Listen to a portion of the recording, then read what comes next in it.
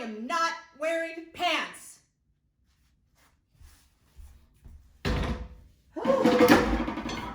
Okay, chapter 7.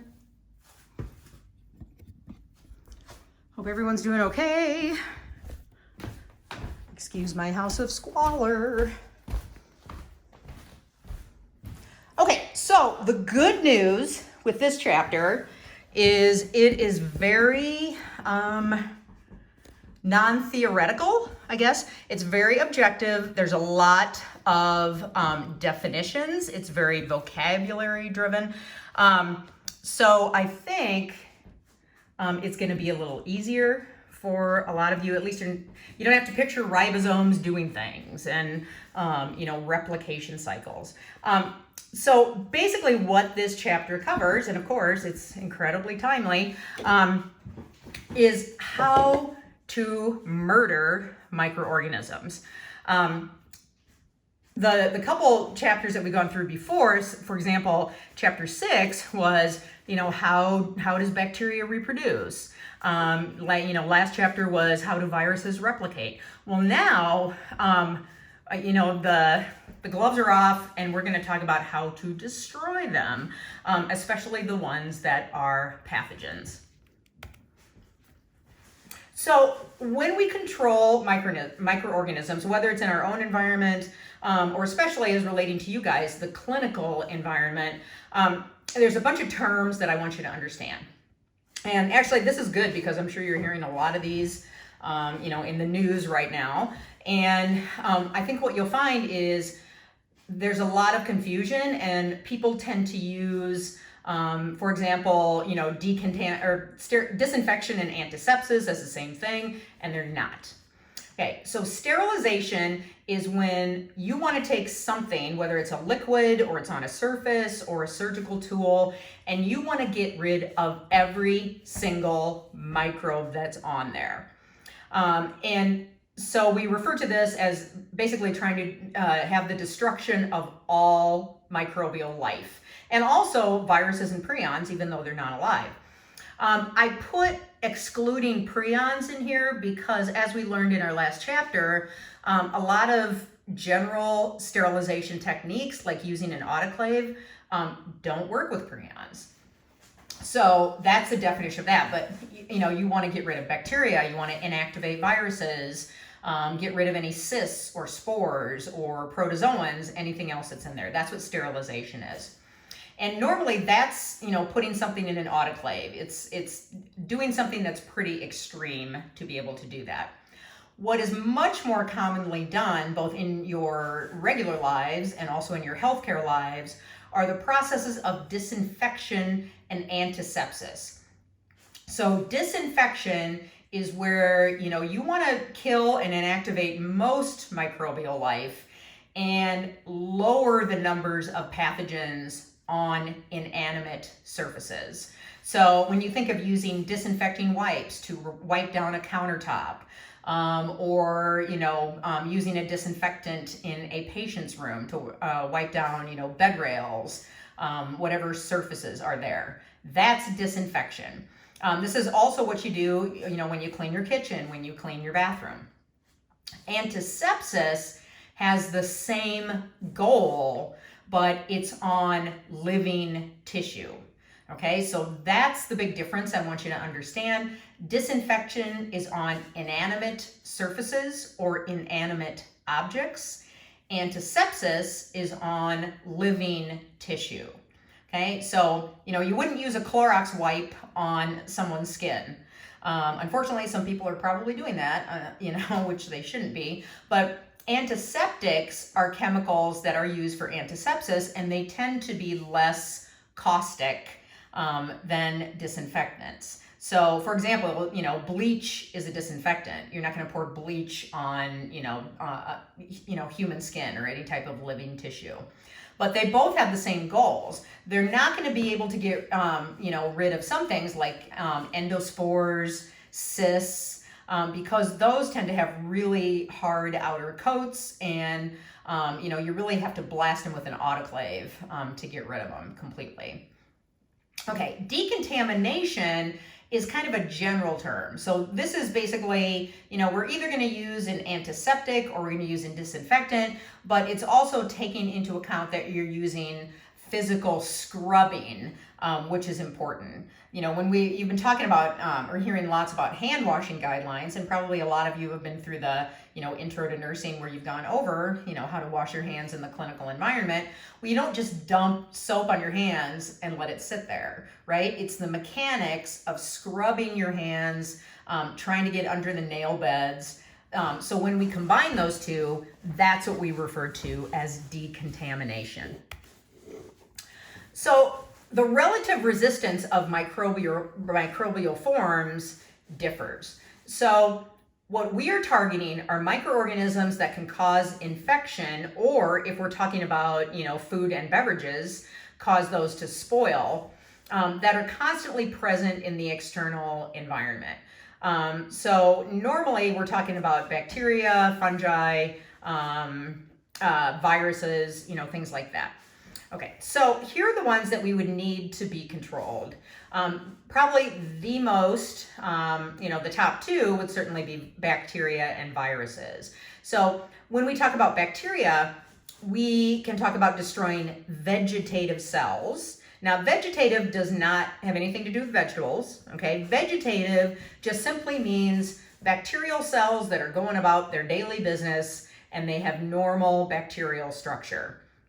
Remember that some species, specifically, or some genus of bacteria, the Bacillus and Clostridium, can produce endospores, which are survival structures, and those are really, really resistant. And so if you want to truly destroy endospores, that means, make them explode, that you have to use sterilization or an autoclave. We also want to be able to kill fungi, and fungi can produce spores. Any of you who have allergies, you know this. Hyphae is basically the term for a vegetative fungal cell. We also have unicellular fungi, which are the yeasts that we talked about previously.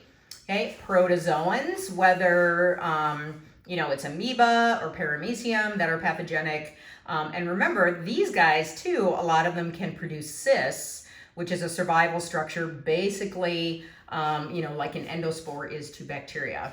Of course, we want to be able to destroy those, nasty tapeworms and hookworms and other things that humans can be parasitized by. Viruses, we want to be able to inactivate any viruses that are on surfaces or, on any type of product, in the air that we could come in contact with. And then we have our prions, okay? And prions, as I, talked about at the end of chapter 13, what's recommended is to use a really strong bleach solution. So that's awesome, but not really, common sense or not really practical in a lot of situations. So prions technically are, I'm going to call it resistant to sterilization in the way that we're going to talk about it, such as an autoclave, or at least desensitized or not fully inactivated by sterilization. So once again, let's go over these terms kind of in a little more depth. So sterilization removes all viable, okay, notice I don't say living, so this includes viruses. We include viruses that are still infectious. Microorganisms, including viruses, bacteria, fungi, everything. So after a material is sterilized, we refer to it as sterile. And obviously, for said reasons, this is usually reserved for always reserved for inanimate objects, because you're not going to stick a human or a living being in an autoclave, even though, I know people I would like to. Whoops, did that come out loud? Yes, it did. So the way we do this is normally performed with very high heat and increased pressure. That's what an autoclave is, and I'll discuss that in a little, later in the chapter. Also, there are chemicals that can be used to sterilize, and we refer to these chemicals as sterilants. But those tend to be in extreme situations. Okay, let me give you an example of when that was used. So after 9/11, someone thought it would be a great idea to send an envelope containing anthrax spores in an envelope with some white powder to a federal building in New York. Okay, so someone opens up the envelope, the powder gets dispersed, and then the fear is someone breathes in those anthrax spores, which remember are just basically hibernation structures. And the minute anthrax reaches a warm, nutrient-rich environment, it's going to start to, go through replication again, and it's, going to be off to the races. And next thing we know, anthrax has made a comeback and is an active disease that can be passed from person to person. Thankfully, that didn't happen. But what had to be done in that particular building, because you can't take a huge skyscraper and stick it in an autoclave, is they pumped the entire building with, I believe it was ethylene dioxide. I'm going to make sure, what that was or what the exact chemical was. But what I remember is seeing pictures. I mean, remember, these people had to leave behind everything. So you're not taking your cell phone, any personal pictures, your laptop, nothing left with those people. They had to come out. They had to be, basically sprayed down with, a weak bleach solution taken out of the building. And looking at photographs of the building after the sterilants were pumped in, the copiers, were just big lumps of plastic. Nothing survived. None of the office furniture survived. So obviously you're not going to do that in a patient room. That is for a terrorist, biohazard, someone released anthrax into the environment type situation. Disinfection is what you, especially if you're working in healthcare, are probably doing on a daily basis. So this is where you're going to use a chemical agent. Okay, so remember, I talked about how the term agent pops up a lot in microbiology, and it can mean a chemical. It can also mean the microbe that causes a disease. In this chapter, it's referring to the chemical itself. Okay, so the chemical agent in disinfection is going to be called a disinfectant. And it's going to be used to destroy vegetative or potentially infectious pathogens. So disinfectants are great, but they're not going to destroy things like, cysts from Giardia, bacterial endospores, because those have the really tough outer coatings, and the disinfectant is not going to be strong enough to actually eat through that. You may wipe it away. I mean, you may reduce the number of endospores simply by a dilution effect, but it's not going to rip them open and destroy them. You need to use an autoclave to do that. So disinfection is usually used only on inanimate objects. It can also remove toxins, which can be dangerous proteins that are secreted from bacteria. So an example of a disinfectant would be a 5% bleach solution. But the key is when you disinfect something, it's on an inanimate surface or object.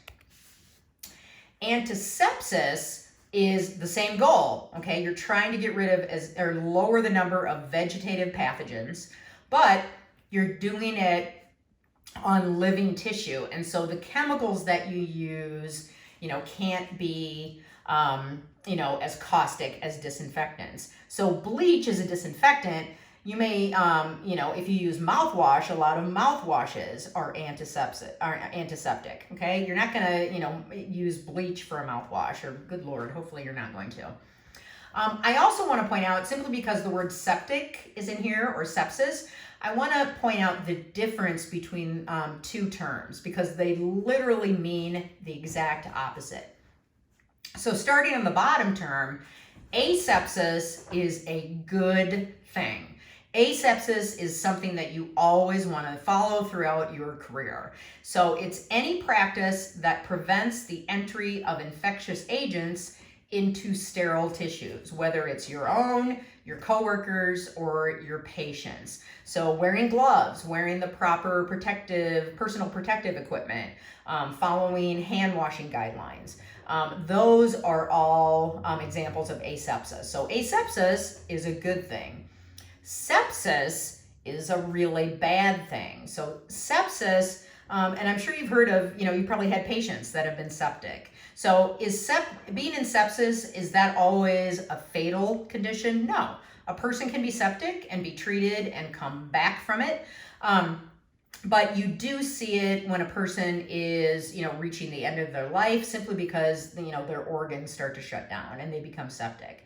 So the definition of sepsis is the growth of microorganisms in the blood and other tissues, and those microorganisms, specifically bacteria, are actively multiplying. Okay, so a person, you can have a patient with a blood infection. That means that bacteria has been identified in their blood. It doesn't mean that they're septic. Septic means that there are, it can be one species, or a lot of times it's a lot of different species of bacteria, and they are, in the log phase, they are growing super rapidly. So if you took a blood culture, say at 7 a.m., and then took another one at noon, you would see an increased growth. Okay, that's when a person is septic. But like I said, it doesn't mean it's a fatal condition. Okay, so I'm going to stop here because we're at almost 17 minutes, and look for the next video in chapter 7 tomorrow. Thank you.